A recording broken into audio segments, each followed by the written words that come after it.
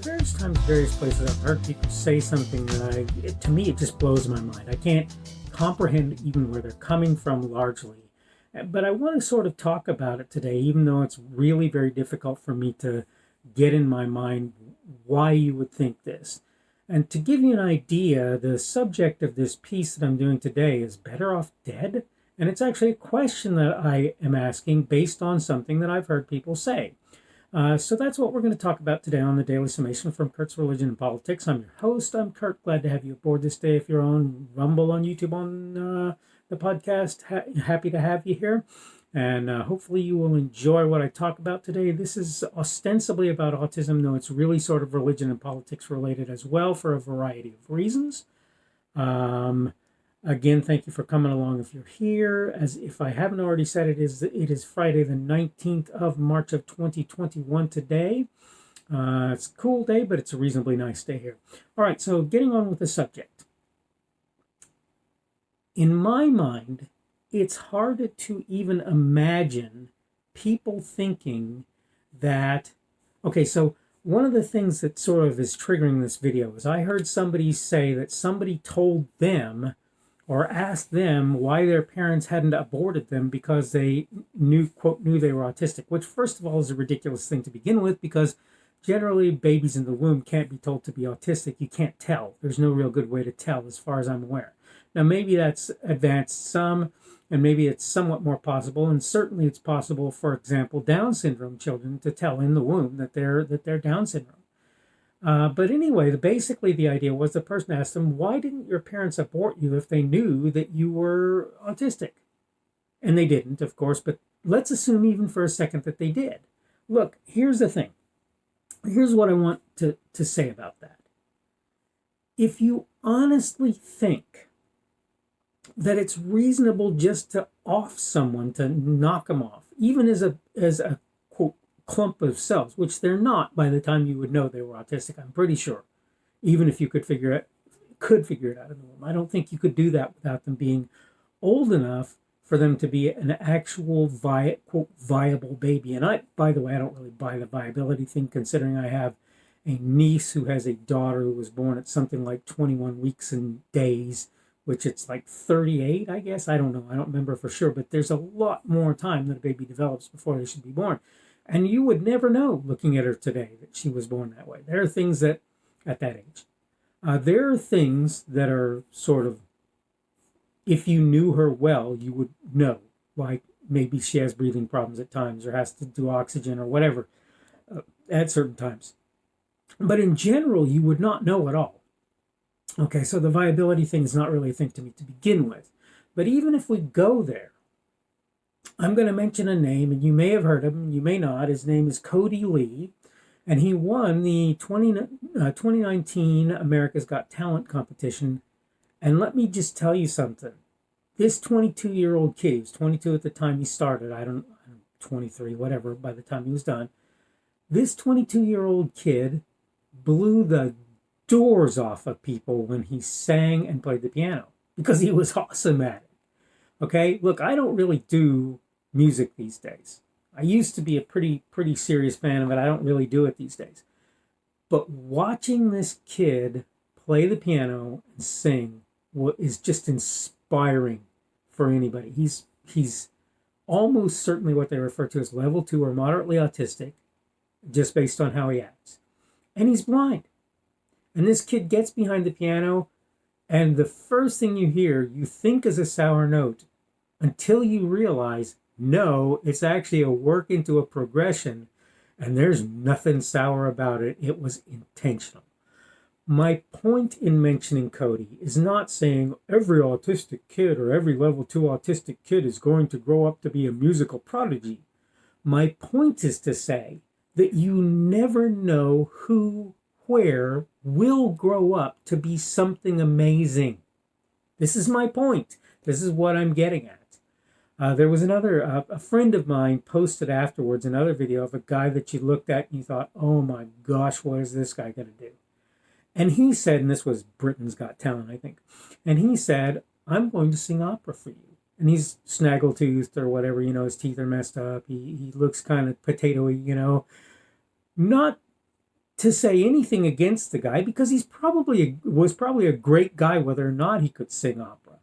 Okay, that really makes no difference. But then he opened his mouth, and all doubts were removed at that moment. Just like with Kodi Lee, this guy, you know, blew the doors off of the crowds in the crowd in the places where he was. It was very obvious that he was good at what he was doing. That you know, this guy may not look like what you would expect, and of course there are others.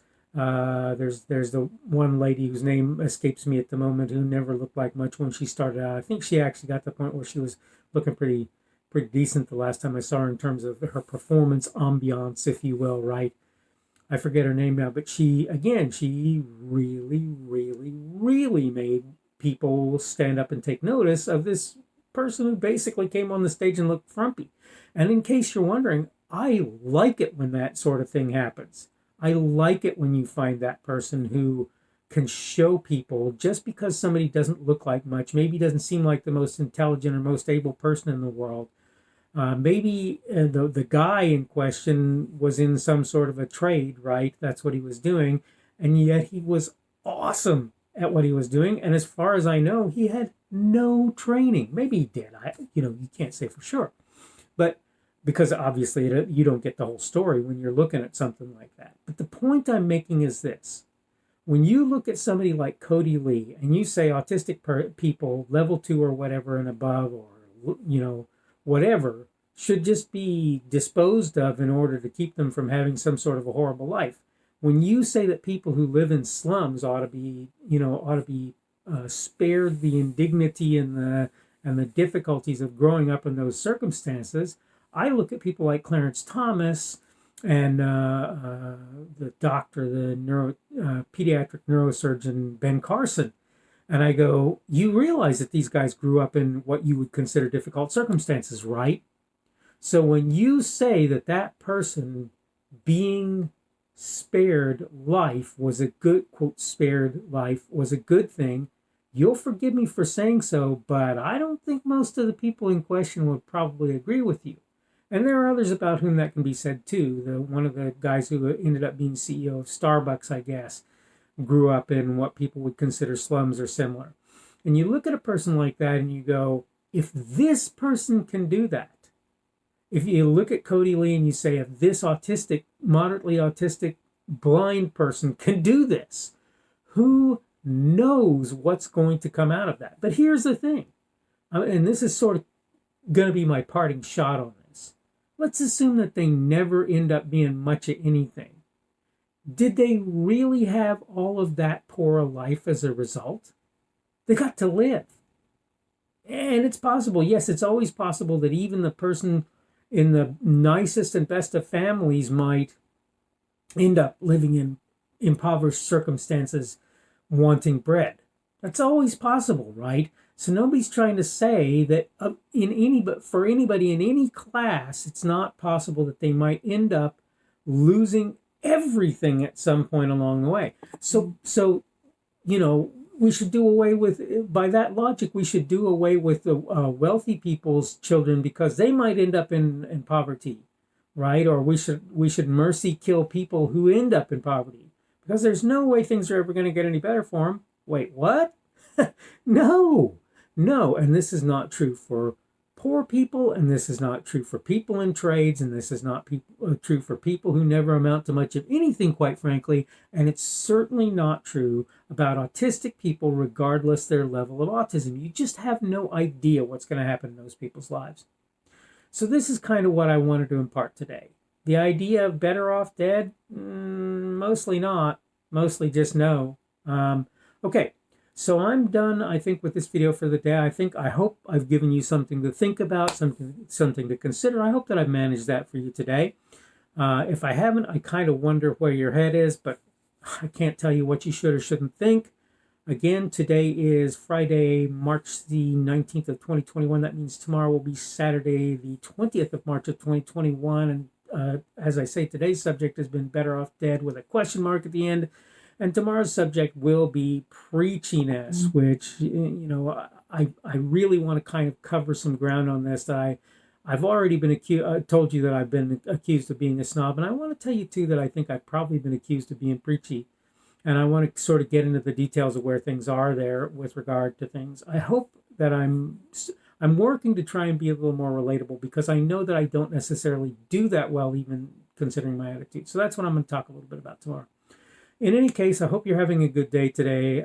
It's Friday, so for a lot of people, this is considered the beginning of the weekend, and hopefully things are going well for you as you travel into the weekend. It's still kind of cool here, but hopefully we'll still get a chance to get out about and do things. Again, hopefully I'll get that daily summation out again when the clock ticks over another day, and hopefully we will see you again.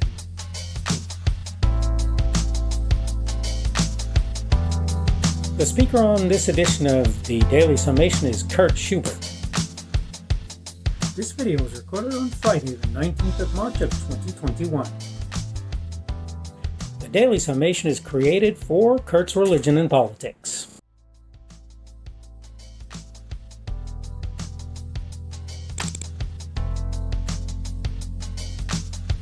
Thanks for watching this edition of the Daily Summation from Kurt's Religion and Politics. I hope you found it entertaining or instructional, or maybe both.